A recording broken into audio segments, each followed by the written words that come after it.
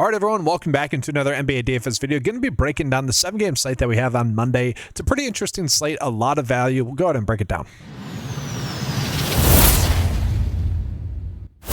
So let's go ahead and start off with the point guards, guys, and really just the guards in general here for the Chicago Bulls. And actually just in this Bulls versus Brooklyn game, I think we're getting some pretty good guard plays. So first and foremost, guys, it does seem like Josh Giddey and Trey Jones are going to end up being inactive, but we got to get confirmation on that, okay? If one of those two do end up playing, that does change the situation a decent amount. Now, if they do indeed both end up sitting, then we're going to be looking at, well, Jaden Ivey, Colin Sexton, and then also Anthony Simons again.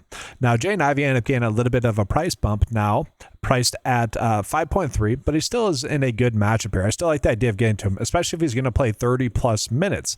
Again, decent spot for him. Then we also have Colin Sexton, who ended up having a better game last game, guys, playing 29 minutes in that game, 25 DFS points.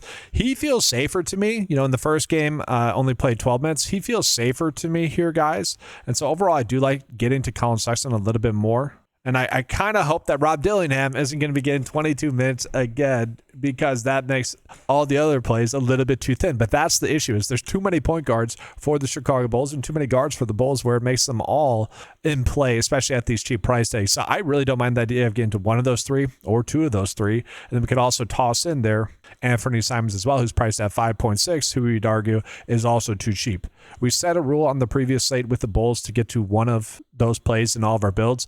I think we can do that as well. Get to at least one of those guards in all of our builds. And then I also don't mind the idea of getting to like the point guard for the Brooklyn Nets here, guys. Nolan Traore, with Cam Thomas no longer being there, Michael Porter Jr. being out, and Igor Demon being out. I feel like he's kind of a starting point just based off of the fact that he should have a high floor given this matchup here with the Chicago Bulls. And so I really like the idea of getting to those four guards the most, but we also are still getting another pretty decent value point guard play or guard play in general, and that's going to be. Then we also have Devin Carter here, guys, for the Kings. So the Kings are going to be pretty banged up tonight. It seems like once again, Zach LaVine's out, Malik Monk is out. Obviously, they made some trades as well, which has led them to be pretty thin. So if we can get Devin Carter getting 20 plus minutes here, guys, priced at below 4K in what I think is a good matchup here going against the Pelicans, then we want to be targeting him as well. So to me, I like the idea of going value at the guard position here today. And if we sort it by the value tab here, guys, those are going to be all the top plays that we are getting here as well. So Carter, Sexton, Simons, Traore, Collier's popping up in there. You got Ivy, Fears, and then I actually don't mind the idea of getting to Kevin Porter Jr. as well, just in general on this slate, guys. He's priced at 7.7. We are going to have to pay up somewhere, and I think Kevin Porter Jr. does make a lot of logical sense. Again, guys, Rob Dillingham is someone I do think we can get to. He seems like rejuvenated and ready to play well, so we're going to have to bump up his projection here. He's not someone that Vegas is naturally going to project for at all. So if you want to get to him, you're going to manually probably have to update his projection. Again, I don't mind that idea. And Porter's been very solid, just as an FYI, guys, over the two games where he's been back. Ended up playing 34 minutes in the previous game there against the Pacers. If he's not going to be limited minutes-wise, this ends up being too cheap of a price tag against the Orlando Magic. Now, the Orlando Magic are getting Franz Wagner back here tonight, which could help them out defensively. They've been struggling a little bit there, so we'll see how much of an impact that makes, and maybe you'll look back at this play and that'll end up being the reason why it didn't work out. But right now at his price tag, to me, that's too cheap. And if we look at the minutes projection for Porter, guys, only project to get 28 here. I do think that could end up being more. So we go ahead and jump on into the small forwards. There's not much that I necessarily love here, guys. Zaire Williams, I think, is a fine value. Not exactly someone I feel like we need to go out of our way to target, but not terrible there. Again, with them being thin, it is a play that makes a decent amount of sense. And again, this is where we are getting almost too much value here on this 4-game slate. Another player that I do like getting into is Clifford. Whether you play him in the small forward or shooting guard spot, he is someone that I view as a priority player on the slate. Again, the Kings are going to be pretty thin. If you want to get to Russell Westbrook, you could as well. But with the Kings being thin, again, Malik Monk's out, Zach LaVine's out. He ends up being a very viable option. So I'd rather get to him than Zaire Williams as it currently sits right now. Although if we need to adjust our lineup to be able to, have some salary relief, I think that ends up being a pretty strong pivot for us. And then one other play that I like as well, guys. I like the idea of attacking the Pelicans game. So a play that I like is a play that I think is too cheap. Sadiq Bey here, who's been someone that's been consistently going off. Really one bust recently and just continues to kind of dominate. And I'm confused by the price tag here. He's someone I'm kind of happy to get to there, and you can play him in the power forward spot, which the power forward spot is pretty interesting just in general tonight.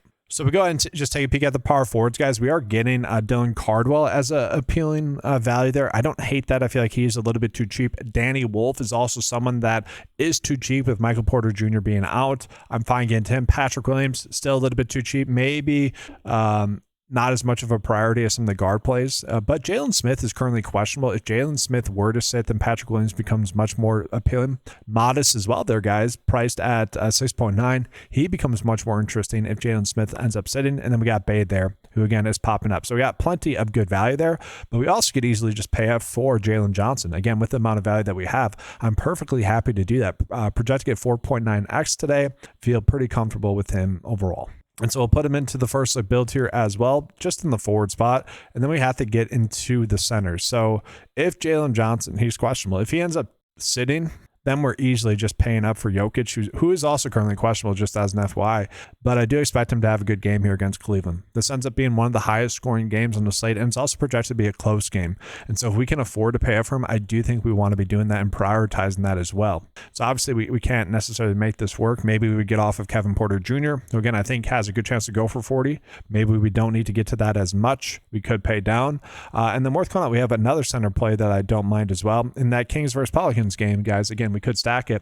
Reynaud ends up just being a little bit too cheap in this matchup. And so if we kind of try to adjust lamp to account for getting to Jokic and Johnson here, guys, maybe we get off of Kevin Porter Jr. slightly. You know, I think he's still a great play. We play Danny Wolf as well in the power forward spot. That leaves us with about 5.1 left over. Kind of a weird pricing tier. I don't necessarily love it. I would say here, Yabusele here for the Bulls would probably be the best option. Again, if Jalen Smith, he becomes a much more appealing click. You could also get to Reynaud there as well. Both of them are pretty good plays. I don't mind either of them. I think they're going to be both quality options. Now, that's my thoughts for the slate. Let's go and see what the 9-to-5 lineup builder is spitting out to us as some of the top builds. And so with that, guys, we'll go ahead and take a peek at what the top lineups are right now, and it is along the same lines of what we're looking at. So to me, it could end up being a chalkier day. The reason why I don't have projected ownership is because I don't want to raise the membership price to have to include that. Again, the membership cost on 9to5sports.com is $10 a month. For it to include projected ownership, I'd probably have to double it, and I don't necessarily want to do that. So it's already as probably cheaper than it should be here, guys. But yeah, I think this could end up being a chalkier day, but I really do like a lot of the lineups that are being produced here. If you didn't want to play Zion, again, you could try to get up to Jalen Johnson instead of Jokic. I think either of them are going to be viable options. But that's going to do it for this video, guys. I do want to give you guys a shout out. I asked you guys to get me to 500 subscribers before the Super Bowl. You did that. I do greatly appreciate that, guys. Awesome to see as well. Thank you, guys. That's going to do it, though, for this video. Appreciate you watching. Good luck. And as always, let's keep cashing.